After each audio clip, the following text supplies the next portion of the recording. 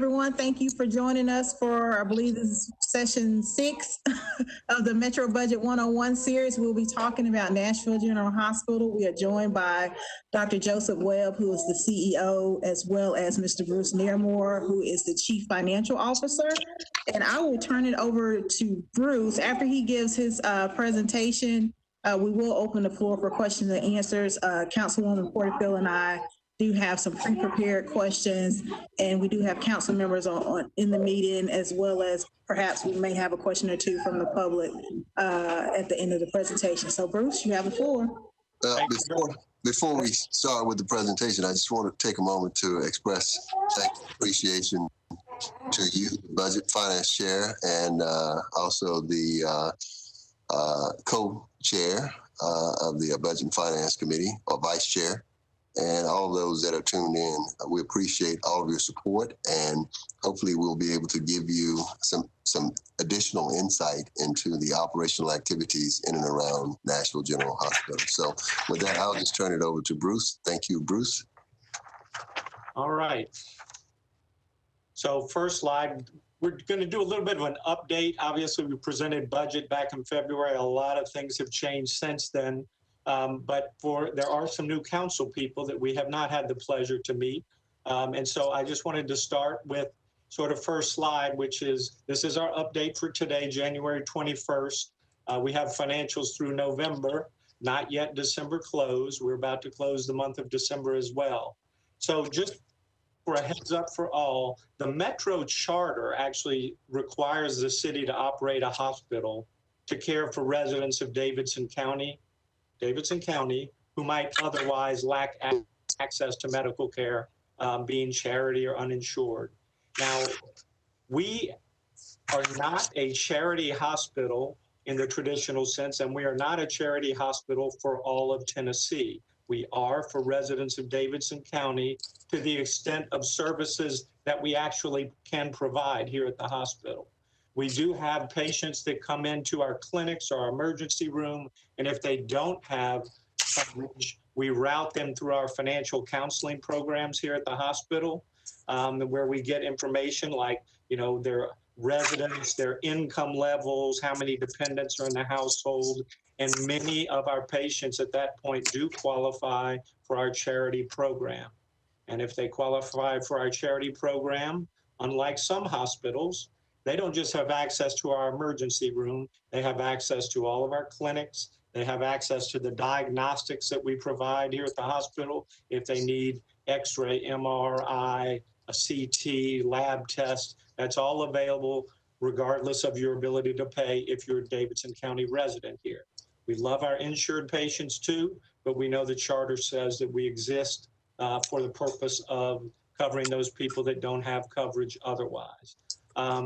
And I know there's a question, we'll cover it later, council ladies, but only about 45% of our patients that present are uninsured or charity. And in our clinics, it's more like 35% are charity. And you'll find out later, that's one of the reasons we're expanding our clinics, to expand the number of insured patients we have. The more insured patients we have, the more margin the hospital makes on its insured business, and the easier it is for us to take care of the uninsured patients that we have an obligation to provide for as the safety net hospital for Davidson County. So here's just a look, a left side and a right side for our 2021 fiscal year budget on the left. And then in the dark blue on the right, you can see where we're projecting basically 6 months through this fiscal year. We projected we would collect $43 million from patient revenues in fiscal year 21. Last year when COVID hit hard, February to sort of June, our collection numbers dropped from 43 million to 40. So it is budgeted to come back to 43 this year, and actually we're on track right now for $46 million of collections. Heavier activity in the hospital. We are taking care of our insured patients, and that's producing more money collected by the hospital than when we had originally projected. In addition to that, we had budgeted to receive about $14.8 million from the state and federal government. That number has actually been better. We've come in at about 16 million. That's the first time that's increased, at least in the 4 years I've been here. So that's a good thing. In addition, we have drawn, projected to draw by the end of this fiscal year close, almost $4 million from the CARES Act to replace revenues that we lost early in the year. That's one of the eligible items under the CARES Act for hospitals, is we can actually reimburse ourselves for the revenues that are lost because of the COVID pandemic at the hospital. It also covers some expenses, but in this case, about half of the money under the CARES Act is actually going to be used for revenue losses, and roughly half is going to be used to pay expenses for direct care of COVID patients, for adding bed capacity or diagnostics to take care of those patients, which are all eligible expenses. So when you look left versus right, we budgeted to get about 57.8 million from outside sources and 43 million from the Metro subsidy, for a total budget of roughly 101 million. And where we're projecting at this point, we're going to outperform by $8 million what we're producing on our own. The subsidy is static at 43.1 million. So our budget will project at about $8 million higher than the original budget. And as I said, last 5 months of 2020 fiscal year, our financial numbers dropped off significantly due to the COVID pandemic. Late February, March, and April were the ones most impacted, and we've been picking up ground since then. We even had to close our clinics for a period of time, about a month, and then once they reopened, they have recovered nicely, and those are filling up. Our numbers are up significantly in our clinics, even now. The next page is our CARES Act. There have been some questions about what money did Nashville General Hospital receive. These are the awards that we received. There were 3 separate ones. We received first a $375,000 award in mid-April, and then 2 weeks later, and we didn't apply for these awards, just to be clear. These were given out to hospitals based on an algorithm related to how much your Medicare cost report, Medicare patient volume that you had in fiscal year 2018. And so that's what we got those 2 payments for, $375,000 and $459,000. And then the really big one, completely unanticipated, the safety net hospitals in the country actually received a completely separate award. Again, it was based on an algorithm, but more along the lines of how much uninsured or charity care your hospital provides. You had to hit a pretty high threshold, which we do. And so we received $9.4 million in that third tranche. So a total of $10.27 million. And in the year 2020 fiscal year that ended in June, we used $2.6 million to cover lost revenues in those last 5 months of 2020. And then if you drop down a little further, you see we spent $473,000 to reimburse ourselves for expenses related to protective equipment and gear, things like face masks and shields and all the expenses that we incurred basically and gowns, I guess. When people have to go into these infectious disease rooms, you have to completely clothe yourself, and then you have to completely strip down when you leave the room and start it over before you go into the next patient room. And so very expensive, a lot of housekeeping cost and expense, and a lot of risk, and a lot of anxiety for the staff that are working in those rooms.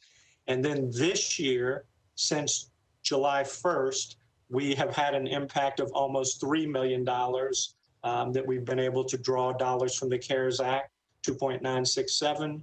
That's the revenue loss for the first 6 months of fiscal year 2021. And then we've offset expenses of a little over $1.2 million.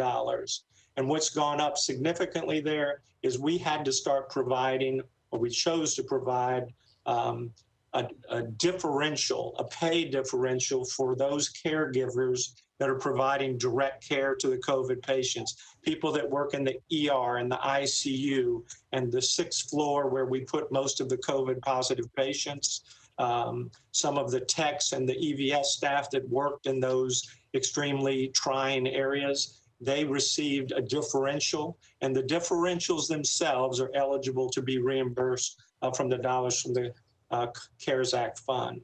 So as of end of December, this just recently closed month, we have about $3 million left of the $10.3 million that we originally received.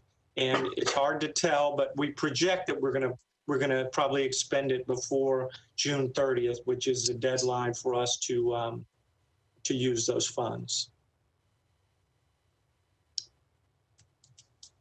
The next one is just, there's always questions from council people about the 43 million that we get from Metro. And we do get 43 million from Metro, but a good portion of it is sort of already committed, not necessarily available for patient care directly. The first is that, of course, the lease on the hospital that we occupy is $4 million a year. It is actually paid directly by Metro, but it is taken out of our subsidy. And then the parking garage next door is a lease, and we lease that from Meharry, and that's just under $1 million a year. Then the next is we participate in something called the Public Hospital Supplemental Pool, along with Erlanger and the Med or Regional One over in Memphis. There are a few other hospitals that participate.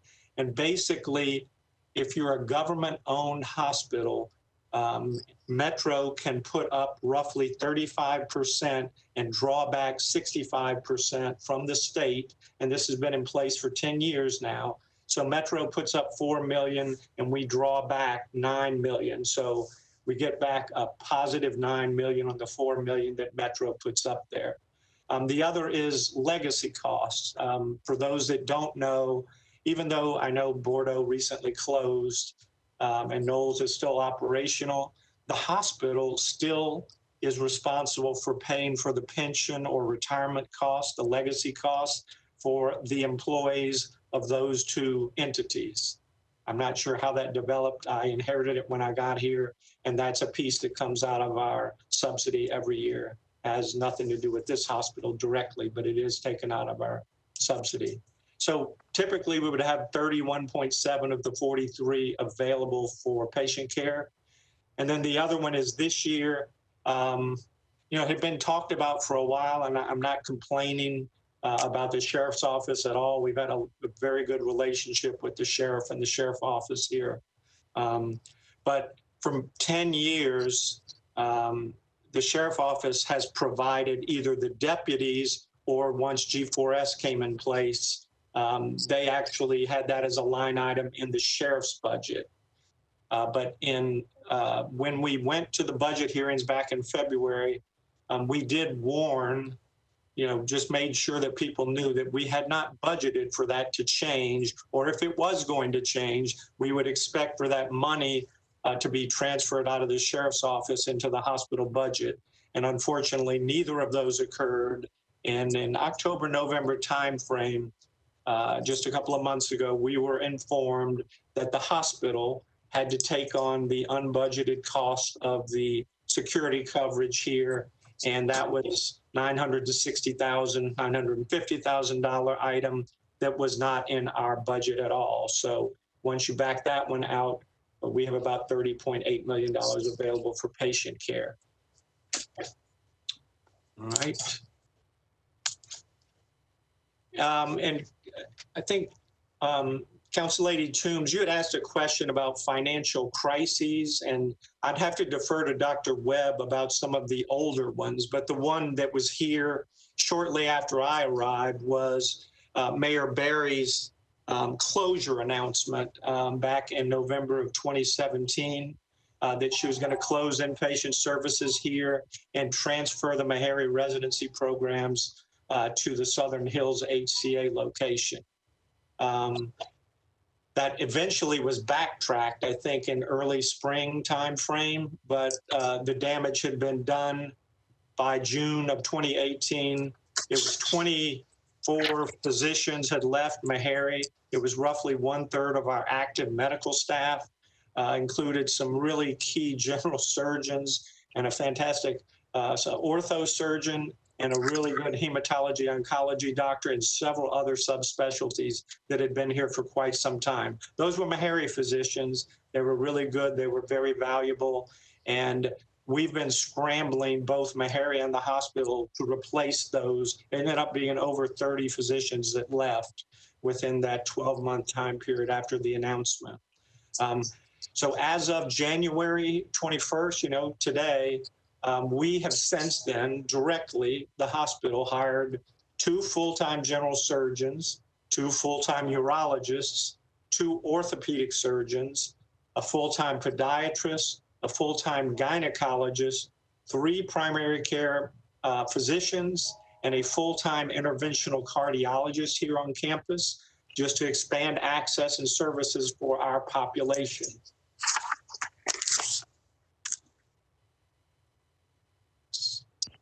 So here's just a sense of what those entail in terms of financial commitments. Long-term, and I do believe this, and I know Dr. Webb believes this, no disrespect to Meharry at all. They've been a great partner of ours, but the hospital really needs full-time or primarily full-time committed physicians to take care of patients. Having a physician that spends 75 or 80% of his or her time teaching and 20% taking care of patients doesn't leave much time for us to take care of patients on a regular basis. And so we resolved, with all that noise going on and both of us struggling to employ or hire physicians, that we would just start working sort of independently. Meharry was hiring physicians and the hospital was hiring specific physicians that we needed. So there are now 3 cardiology providers, full-time basically at the hospital. 2 of them are covered, 2 of them are covered through a Vanderbilt contract. And the third is the interventional cardiologist that I mentioned, who is a full-time employee here at the hospital, excellent practitioner.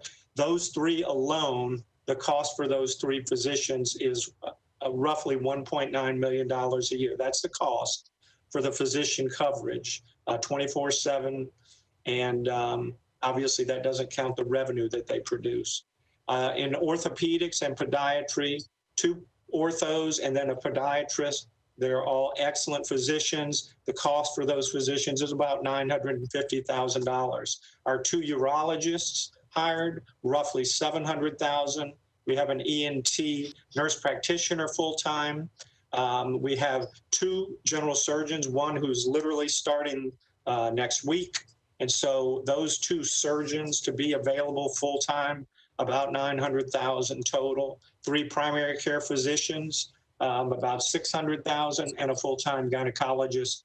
And so you can see the numbers there. That's a big investment that this hospital has made at our peril to sort of stabilize physician coverage here that was necessitated, unfortunately, by the crisis that started way back in late 2017.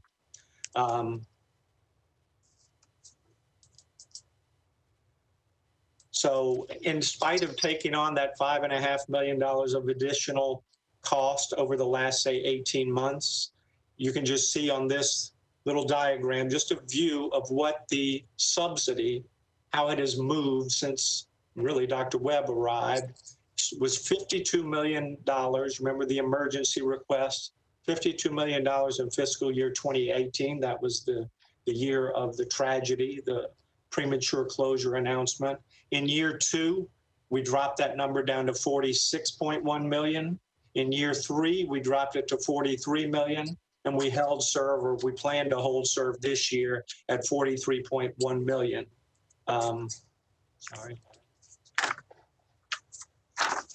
And we have roughly a 40 to 45% indigent load in the hospital.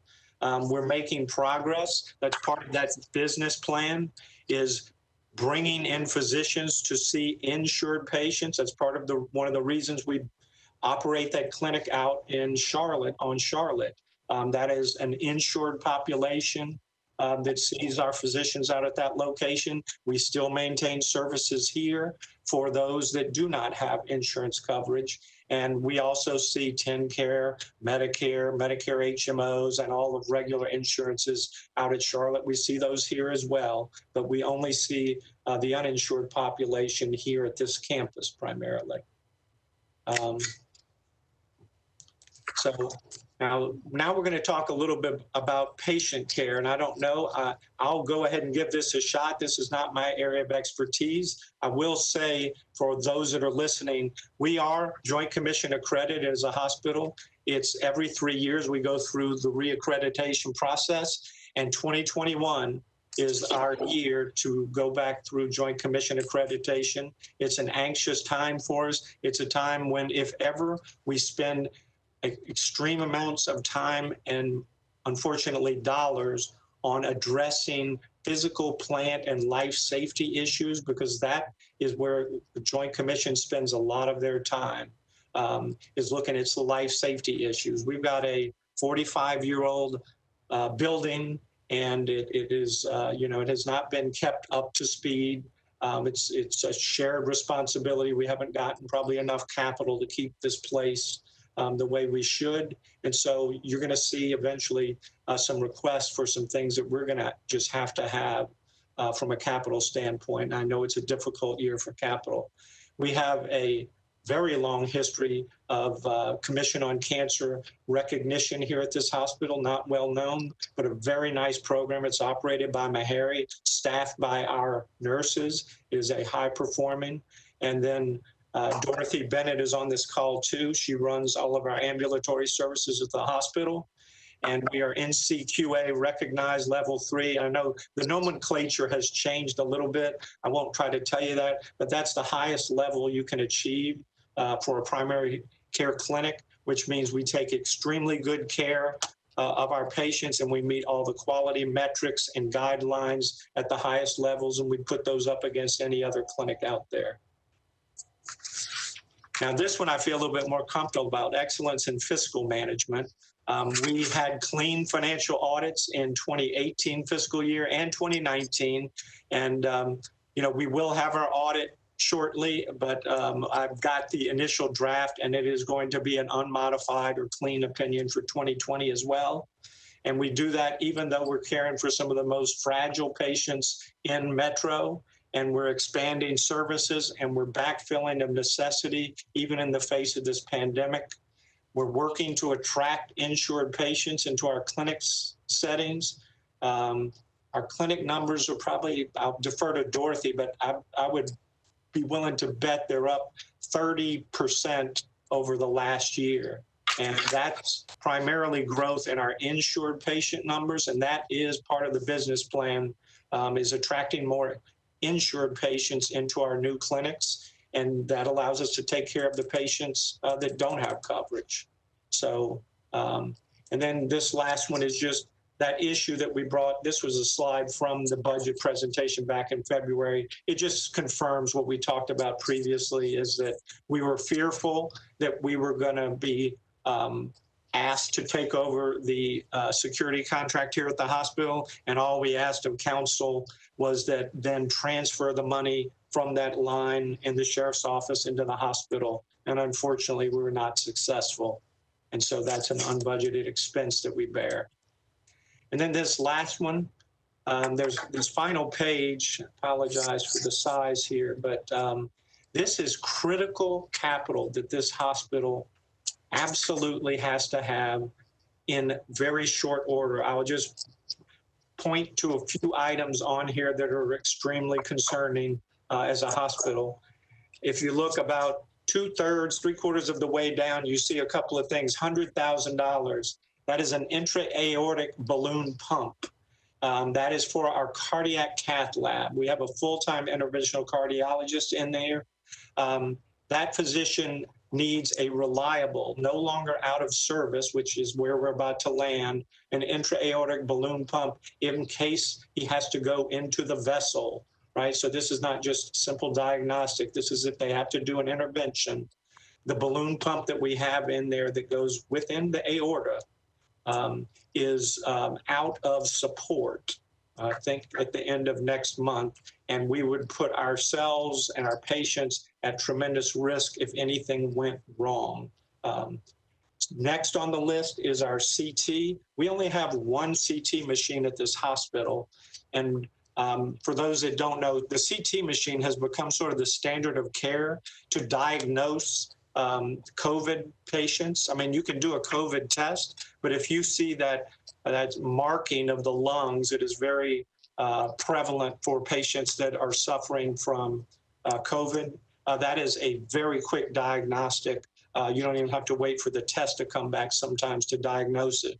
We only have one. It has gone down many times just since I've been here. It puts us on diversion, and it takes away a very key diagnostic tool for this hospital. We've talked about it a couple of times when I've been at council meetings over the last couple of years. All we're asking for, we have the space for it. We're talking about a refurbished CT machine that would take the pressure off the other. It would be a backup and would allow for us to immediately take care of those COVID patients or COVID rule outs. I know it's expensive, but this is 2021, and a hospital, 150 bed hospital that has only one CT machine is just unheard of. Sorry. The other is with a full-time interventional cardiologist. We also have a full-time interventional radiologist, and those two gentlemen are getting very busy, and they both work in a single cath lab. And this is not, we're running late most days so that they can both perform their cases. And so we don't know where we're going to be in 4 or 5 years, depending on the lease with Meharry or the new hospital. So we thought it would be more prudent for us to build out a smaller, a refurbed angiography suite. A cath lab would cost 4 times this. A new cath lab would be $1.5 million. So we're trying to be rational with the money. We can get a refurbished angio suite that would allow the small cases or the interventional radiology cases to be performed there, while we left the cardiac cath lab available for the big cases and particularly for the interventional cardiology cases. Those are extremely important to success here in the hospital. Near term, we have a couple of other ones at the very top. There's a fracture table. You heard we now have 2 full-time orthopedists and a podiatrist, and we don't have a fracture table. The one we have is 20 years old. It will not support larger patients. It has sort of lost its ability to hold patients steady, and so we're really doing a disservice to our patients by not having a fracture table in our 3rd OR room. So those are the real critical ones. We have a very old switchgear, $250,000, and the monitoring system, $400,000. Those are extremely important too. I just tried to give you the top concerns of the hospital from a clinical standpoint moving forward. So that's my pitch, and I'll defer to Dr. Webb and Dorothy if they want to add some color commentary. I am not clinical. Well, we have some questions as well, and that's going to get into a lot of the additional commentary that we'll have. I don't know how much time we have, so I don't want to belabor the point too much with, embellishing. Let me see what you guys might have as far as questions. Thank you all so much for that presentation. I'll go ahead and get us started with the questions. And Dr. Webb, you did ask about the time. We have about 31 minutes left for Q&A for this session. And thank you for that. The presentation was very informative. Before we get into the questions that have been submitted I do have a question based on the presentation. Several of the items that you are saying that you all are in need of and that you're looking to purchase are all refurbished items. Is that typical for a hospital? Like, is that a typical operating procedure that hospitals are buying refurbished items, or is this something that you all are having to do to, just kind of make do with the budget constraint that you have? Well, I've visited refurb plants. I know what they do in those settings. That's not necessarily something that is a bad thing. You're able to get a piece of equipment that basically the shell and the exterior is all intact. And what they've done is they've gone in and replaced all of the bulbs and the tubes and the inner parts. And it's just totally refurbed. And it's excellent equipment. And you're able to get it at a much reduced price. So that's not necessarily something that is negative, but we are doing that as a means of being, good stewards of the resources that we have. True. Thank you. Thank you for clarifying that. So I'm actually a patient of General. I moved my healthcare over to you all to support the hospital. So as a patient, I got a little nervous there. So I just wanted to make sure. I understand. Just wanted to make sure. So thank you. So my first question that was submitted to us is, does the hospital have a long-range financial plan? And if so, can you speak towards that financial plan? Actually, we have a business plan and we have a strategic plan. Our strategic plan has 4 pillars: service, it has quality, stewardship, and stewardship, financial stewardship is to achieve financial sustainability. And our goal here is to improve the hospital's financial position by increased efficiencies, lower our marginal cost, no excessive costs in areas where we have patients that are coming into the hospital that are getting into crisis, that are having to go into the emergency department and having to spend extra time in our beds, where the cost goes up exponentially. What we do is we manage our patients through our ambulatory division. We have about 22 clinics that we utilize here, and basically the patient-centered medical home clinics, where we utilize the chronic care model, is where we engage in preventive measures for taking care of our patients. We educate them on their disease process. If they're diabetic, then they're in diabetic classes. If they're hypertensive, they're in those classes. So they learn about their disease process so they don't get into crisis. And so our strategic plan is to continue to manage the cost and to grow our revenues through increasing the volume of insured patients, which means that, contrary to popular belief, Nashville General Hospital does compete in the market for the insured patients. As you know, we have the policy in place for copay and deductible at the hospital. There's a reason why we wanted to do that. It eases the burden on the city and the taxpayers if we're able to utilize our resources here to generate commercially paying patients and generate more revenues. You see that our net revenues are projected to go up by we were at 43, at 46, that's $3 million. And we expect through the model that we're using, we expect to see that continue to grow. As you heard Bruce talk about these physicians that we recruited, they haven't been here, that long, but already we're seeing increased revenues that they're generating and a better margin. So yes, we do have a long-term strategic plan, and you see the investment that was made in order to fulfill that. Thank you so much. And one follow-up to that is a part of that goal to eventually lower the subsidy that you all are receiving from the city? And if so, can you speak to the plan to lower the subsidy, which you did speak to it somewhat, but is that a part of that goal? Absolutely. And you've already seen that actually. When Bruce went through the numbers where he showed that there was a 52 million and I think that was 18, and then there was a 46 million subsidy. And then the last 2 years, it's been at 43. So if you look at from a 52 million to a 43 million, you're looking at, close to $10 million right there. That's already dropped. So we expect to see that continue to be in it as long as we're in a position to be able to compete in the open market for paying customers. We should be able to continue to reduce that subsidy incrementally year over year. Thank you so much. And yes, we've definitely seen that in the budget over the years, but I wanted to make sure that was spelled out for anybody watching. So I appreciate that. And then I have another question for you all, and then I'll kick it over to Councilmember Toombs for some follow-up questions. All right. How has COVID-19 impacted the hospital?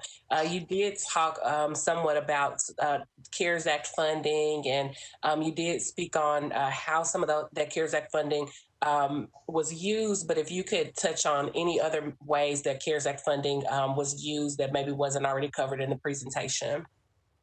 I'll let Bruce, he's the expert on the utilization of the CARES Act fund. Yeah. Councilman Porterfield, it has had a major impact on Nashville General, all of our hospitals around town here. It has been significant. On certain days, I mean, Dr. Webb, he knows this, there have been days here where roughly half of the patients in beds were COVID positives. And it has waxed and waned a couple of different times. Our ICU has almost doubled in terms of volume from last year. So that means critical care patients in our hospital have gone up substantially. The number of ventilator patients that we've had to take care of, our respiratory therapists are running around with their tongues out.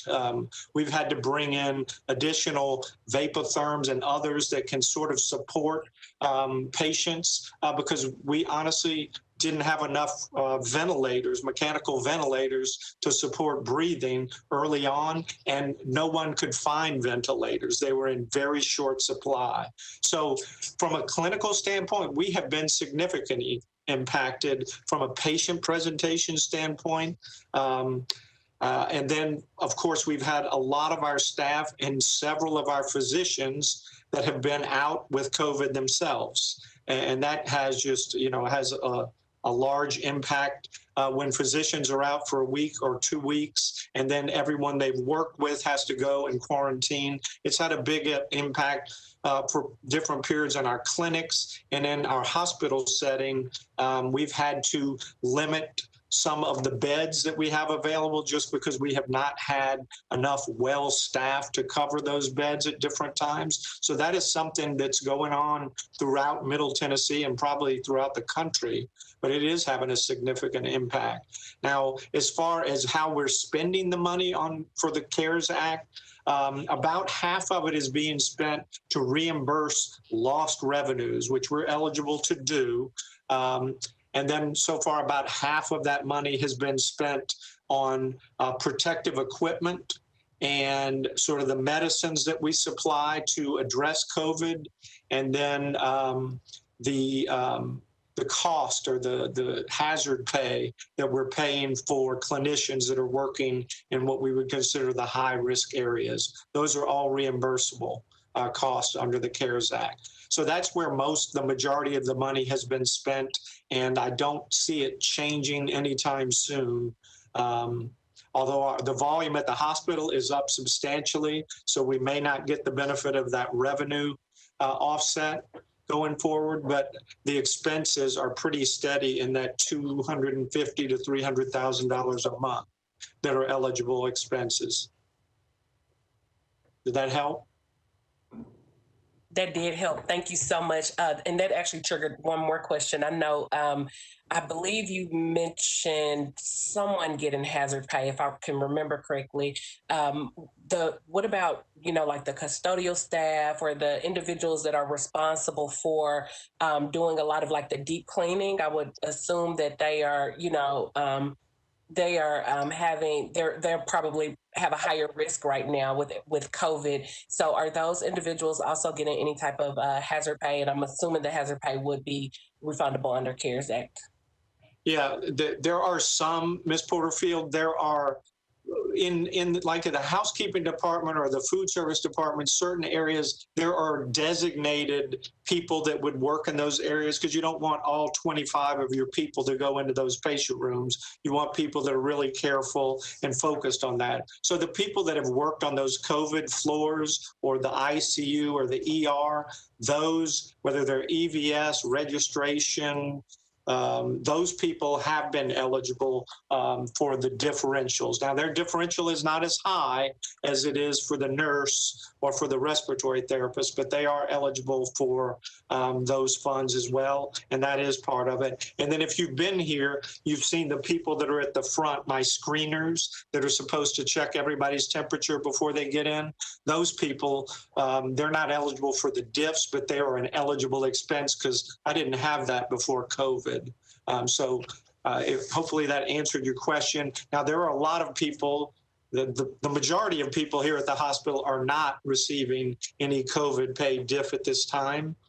If there are funds still available at the end, then there's a possibility we could do something that was more broad for the rest of the staff. Because believe me, everybody is under a level of stress that's working here.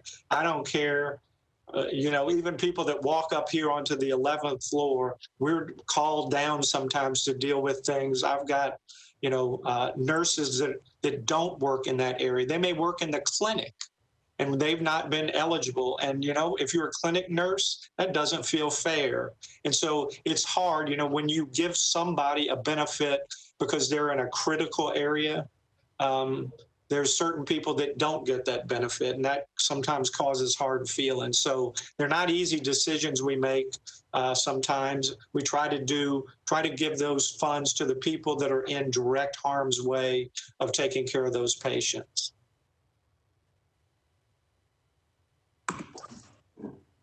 So Mr. Nairmore, you showed some charts and it showed, an upward trajectory as far as the revenue for Nashville General Hospital, but part of your revenue is COVID money that federal funds that you've gotten to reimburse the hospital for losses.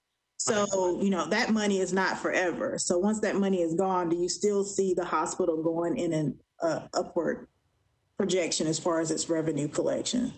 That's a very good question, Council Lady Toombs, and we're right in the middle of budget right now, and I wish that I had a silver bullet to tell you what COVID was going to be like starting July 1st. I really don't. So I'm, to be conservative, and Dr. Webb is probably going to chew me out, but I'm going to have to back some of that $4 million out because I don't know of any likelihood at this point that it is going to be available to us. I hope it is, but I can't count on it. And so we have to bring a responsible budget forward. It may require that we have to ask for more dollars from Metro. And I don't know if you know this, Council Lady, but we have a weekly call with Metro Finance, and they see my nickel, penny, dollar, you name it. They see everything that we have. We have no cash reserves. And Metro doesn't pay our bills, right? So just quote today, I think we have about $1.5 million in the bank, and I have about $9.5 million of accounts payable. We have no cash reserves. We don't have any way to pay bills other than what we generate or what we draw from Metro. I've worked hospitals a long time, and usually you have a credit line or you have some level of funds for when things happen. that you have to draw from until the money starts to come back in. We don't have that luxury here. So typically we have to just either quit buying anything capital related, defer, or push our vendors back because we can't pay them within the times of the contract. That has been our financial flexibility. That's the nature of what we are right now. So the Metro money is the last dollar in. So if we spend, I think in that year, that 2019 fiscal year, we were budgeted the $52 million. We ended up only spending 48 because we didn't need it. So we don't draw money that we don't need. The year after that, we were committed 46. We drew 44 because we didn't need it. So we don't ever spend beyond what we need. And Metro Finance sees our numbers. They know whether we do or don't have money. They see directly into our bank accounts. So we're not hiding any money. We're just trying to keep the doors open and patients taken care of and our vendors properly paid. So it's a good question, and we're still working on budget right now. But I don't have any crystal ball that says that $4 million is going to be available for us in fiscal year 2022 right now. But we're on an upswing from a revenue standpoint, and I've already got a budgeted $48 or $49 million from self-generated revenue next year. So that's a pretty rapid growth. That's those physicians doing the work that we brought them in to do. But yeah, I have concerns about it, and I know Dr. Webb will fuss at me after this. No, I won't. Yes, you will. So you mentioned patient volume, that patient volume was up. If you or Dr. Webb could break out, how many patients on an annual basis is Nashville General seeing? Like, how many inpatient stays are you having? How many ER patients are you seeing on an annual basis? And of those two groups, what percentage is uninsured? Okay. I'm sure he's going to give me that one, so I'll go ahead. I mean, we see about 32,000 emergency room visits a year. Okay, the majority of our inpatient admissions actually come through the emergency room. Not all, but the majority do. Our clinics, Dorothy, I think you're on, but I think we're probably on pace for about 4,500 visits in our clinics, and that's going up rapidly. And then in the hospital itself, we average about 300 admissions a month. Go ahead. We on our clinic visits in 2018, we were at 30,500. Our goal for 2021 is 40,000.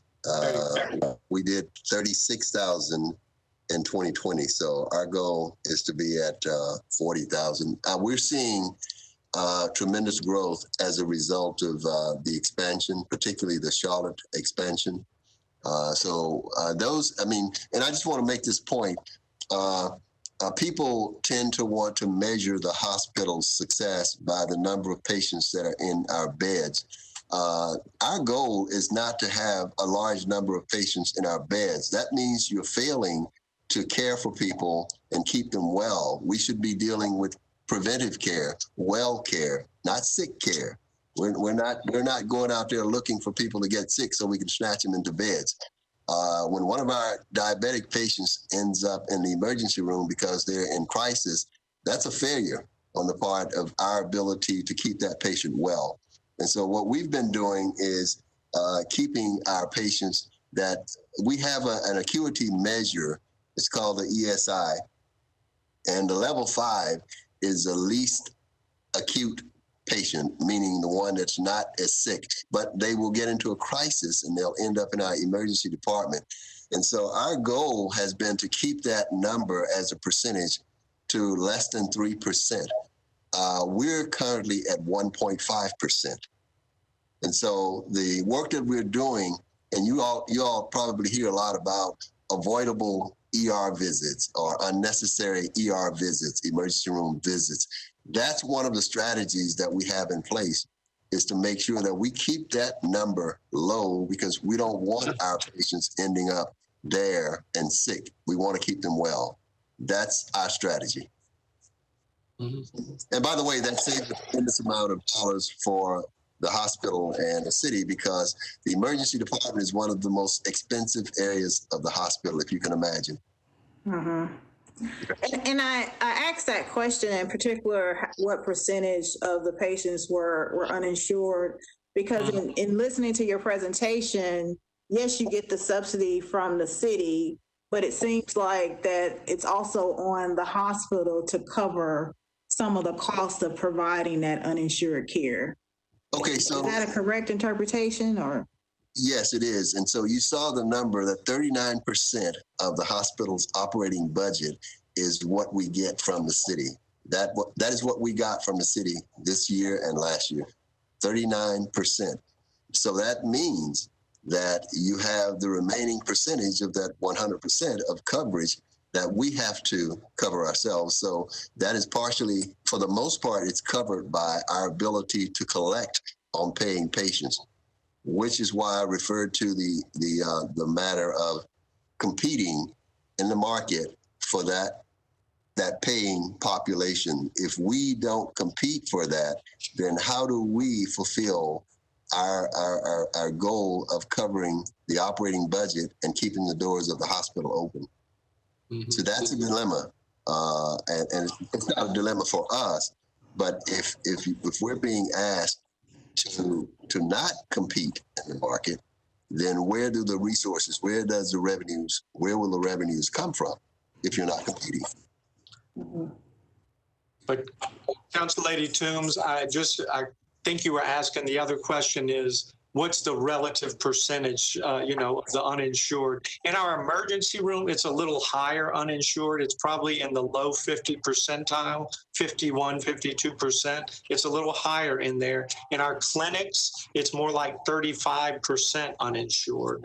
And in the hospital setting itself, it's in the 42 to 45% range. So frankly, the Metro is probably getting a decent deal paying 39% when 45% of our patients are uninsured. And that's because we're low cost, we are, compared to sort of our competitors.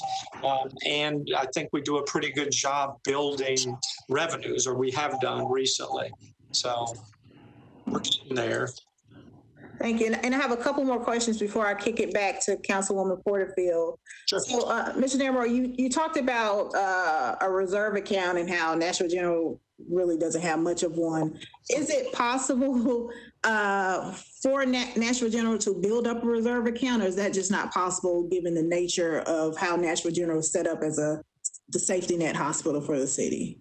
The margins won't allow. The margin that we operate on won't allow that to happen.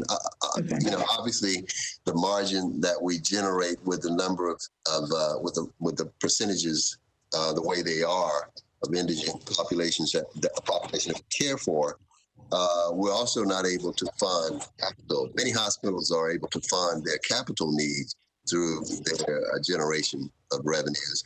We're not able to do that, nor are we able to build up a reserve of cash for that.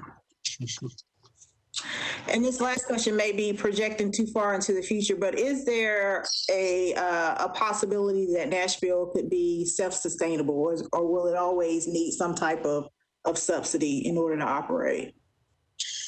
The answer to that question is, if we were to stop serving the population that does not have the ability to pay, the answer would be yes. As long as we're going to serve that population, what we can do is to minimize the amount that the city has to pay by making sure that we're maximizing the exposure to paying patients, and then we can reduce that percentage of what we need to actually cover. But as long as you have a population, indigent patients near that hospital, see, let's look at it this way. Let's say that the city is actually the insurer for indigent population, right? So the city is responsible for covering the insured cost of care for the indigent population. That's a good way of looking at it. So as long as that population is seeking care, there's probably going to be a need for someone, because if the city pulls back, then that population doesn't have an insurer. So it's like Medicare and TennCare or Blue Cross Blue Shield. They're all going to cover costs or some portion of it of their population. Well, the city owns the population of the indigent based on its charter. And so it is responsible for covering the insured piece for them. That's one way of looking at it. Yeah. I just wanted to add one other thing. I've worked in other states where those states actually pay the hospitals for the charity care that they provide. So they would pay, like Texas, for instance, Mississippi, they pay the hospitals for the care of uninsured, whether you're a for-profit or a safety net. They actually pay you your costs for those patients. This state does not have an arrangement like that. So unfortunately, as long as we're going to have a 40 or 30% indigent load, it's unlikely that this hospital would ever be self-sustaining. If Tennessee ever changed that and maybe either expanded Medicaid broadly, I know that's not likely anytime soon, or if they change the way these other states, I mean, I don't think Mississippi is considered necessarily terribly progressive, but they do have a program where the states there are actually reimbursed for the costs of their charity patients. Texas has been doing it for a long time. There are several other states that do it. If Tennessee did that, then I do think our hospital could be profitable, because we do make money on the other 60%. It's just we lose on the 40%, and that's where the subsidy comes in. Thank you. Sure.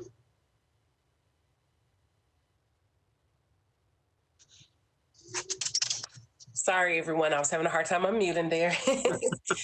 So it sounds like we've got some lobbying to do to our state representatives and Congress and some other people to try to help with that. We're coming near the close. I have two brief questions, and then we do have a council member with a question, and then we'll kick it back over to Councilmember Toombs to close us out.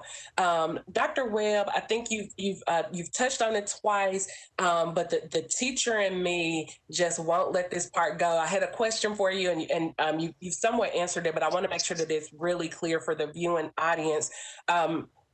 When I visited the hospital, I was really impressed with a lot of the programs that you all had. And I want to make sure that I understand this correctly. One thing that I saw that the hospital said that they were doing, because the cost to see patients in the emergency room was so much greater than the regular cost to see a patient, you all were trying to help provide wraparound services, comprehensive care, so that the patients would not end up in emergency rooms. So you mentioned like a diabetic patient. So what that may look like is checking in with the patient, making sure that they have medication, making sure that they're taking their medication, making sure that they're eating properly, and then even providing access to fresh foods in your food pantry there. So providing all of those services, because that would cost the hospital, one, you want people to be well, but that would also cost the hospital less money, because you all are helping them with those preventative services, and then you're not having to service them in the emergency room in the long run. So did I explain that correctly, Dr. Webb?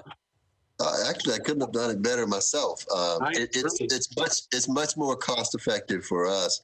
And one thing that you didn't mention, you might not be aware of it, is a program called a 340B designation, and that's a pharmaceutical arrangement, an arrangement with pharmaceuticals that we get pharmacy products at a much reduced price. So we're able to provide that indigent patient with their medications without it having to hit our budget too hard.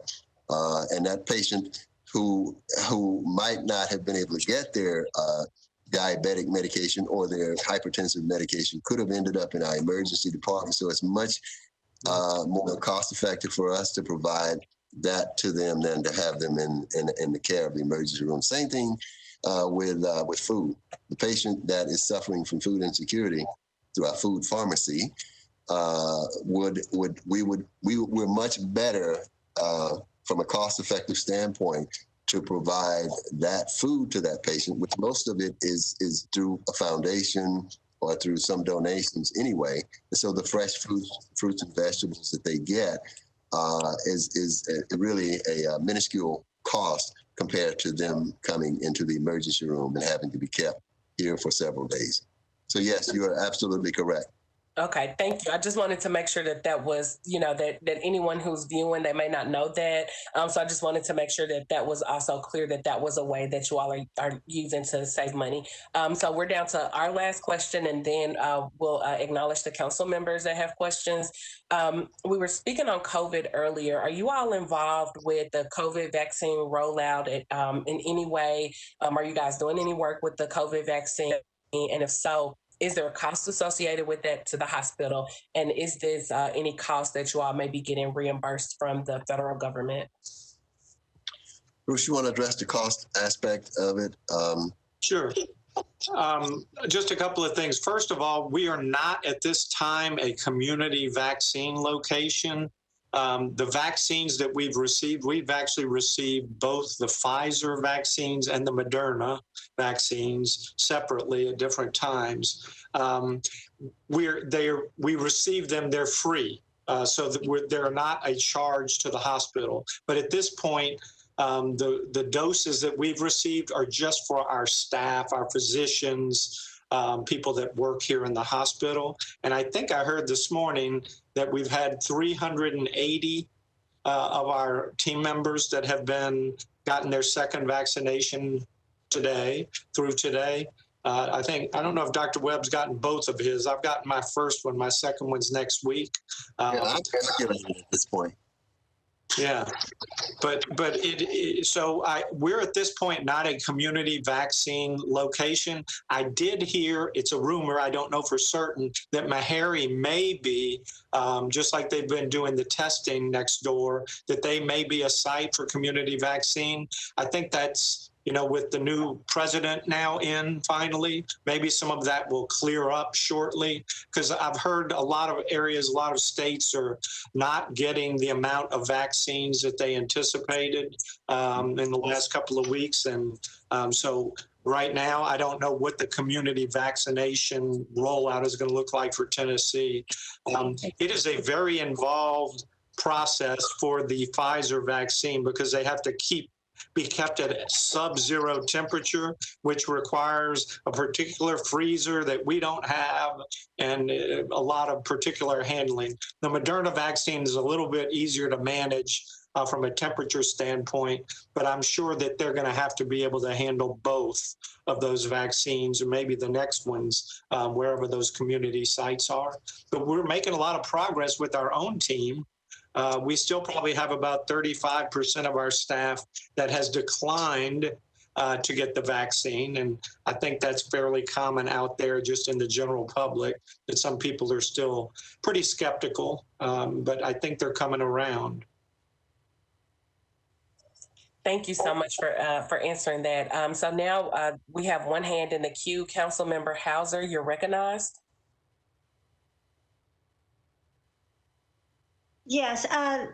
Has the attrition of staff slowed down to a more industry standard amount, or are you still having to utilize the traveling nurses and traveling doctors?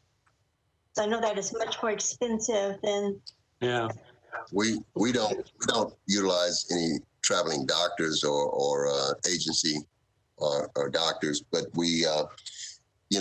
There's a national shortage for nurses. So that was already in place, and it was obviously exacerbated by COVID. So we're still exposed to some of that, but our nursing leadership has done an excellent job of rebounding and making sure that the units, the ICU and some of the other areas where we house our COVID patients are being properly staffed.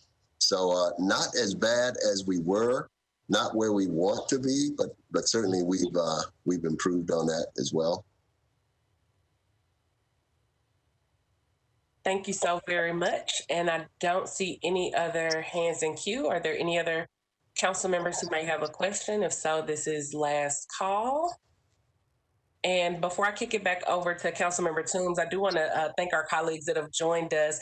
Councilmembers Hauser, Allen, and Withers have been pretty faithful on, I think they've hung in there with Councilmember Toombs and I on just about every one of these calls. So thank you all so much for tuning in. We've had others to tune in as well, but I think they've been the most consistent. So thank you. And with that, I'll kick it back to Councilmember Toombs. Thank you, Councilmember Porterfield. And thank you, Dr. Webb. Bruce, thank you so much for taking time out of your schedule to talk with us and to share information with the public. Our goal with this series is to educate the public, and I believe that your presentation was very informative and you had some good answers to some hard questions. And so we appreciate that.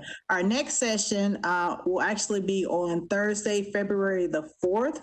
We are skipping next week so that we can breathe a little bit, but we will have session 7 and we'll start a conversation on public safety, and we'll have Sheriff Hall from the Sheriff's Office as well as General Glenn Funk from the District Attorney's Office talking about the finances of their offices and what their offices do. And I do have a final announcement that I was asked to do, and it concerns Nashville General Hospital's annual community town hall, which will be on Tuesday, January 26th at 6 p.m. 2020 has impacted us all, the healthcare industry included. Our city hospital, which continues to serve as an enduring symbol of hope, care, and compassion in the community, will provide operational updates, information about medical services and patient outcomes, and insight on future plans. Due to COVID, the town hall will be virtual. You can join on Facebook at facebook.com/Nashville General. If you have any questions for Dr. Webb or Mr. Nearmore, you can ask them during the Q&A portion of the town hall. Again, that's Nashville General Hospital's Town Hall, live on Facebook next Tuesday, January 26th at 6 p.m. So I hope everyone tunes in. Thank you very much. No problem. And everyone have a good evening. Thank you for joining us. Thank you. Good night.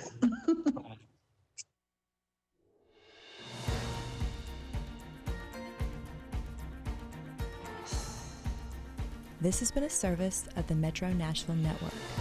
If you would like to see this presentation again, or for more information about this and other programs, visit nashville.gov.